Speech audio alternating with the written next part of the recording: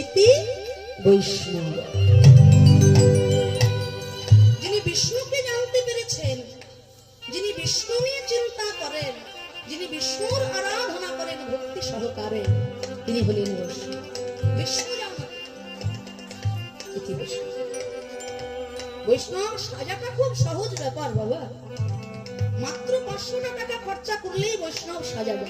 একটা ধুতি, একটা নামাবলী, একটু তিলক, মাথায় শিখা, গেরুয়া বসন, যাই করুন, সাজাটা বড় সহজ ব্যাপার।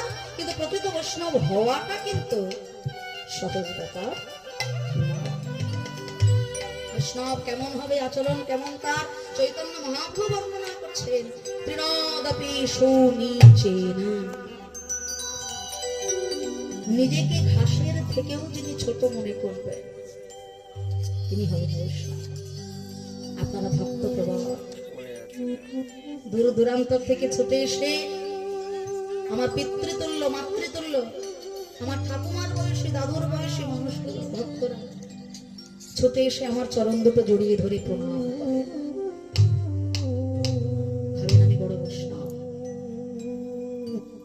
আমাকে প্রণাম করে আপনাদের যে কতটা পুণ্য হচ্ছে সেটা আমি জানি না, কিন্তু আমাকে প্রণাম করে নরকের রাস্তাটা আপনারাই আমার জন্য পরিষ্কার করে রাখবেন।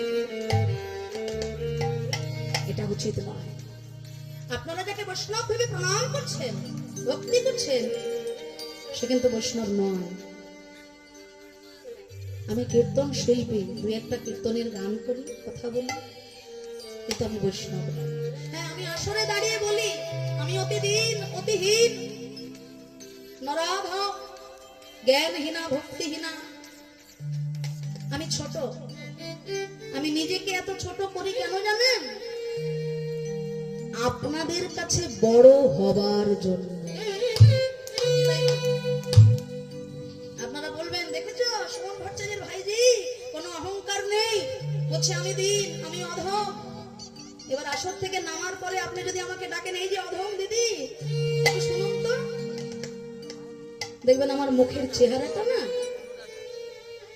পরিবর্তন হয়ে গেছে, আর চিনতে পারবেন না আমি অধম।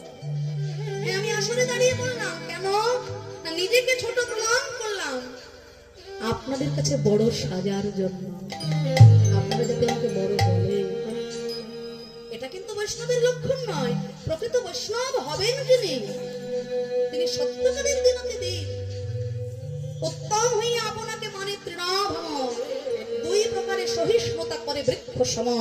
বৃক্ষ যেমন কাটিলে হোক কিছু না বলয়, শুকাইয়া মইলে হোক বহু জল না মাগায়, যে যাহা চায় তারে দেয় আপন ধন, ধর্ম বৃষ্টি সহে আনবে করয় রক্ষণ।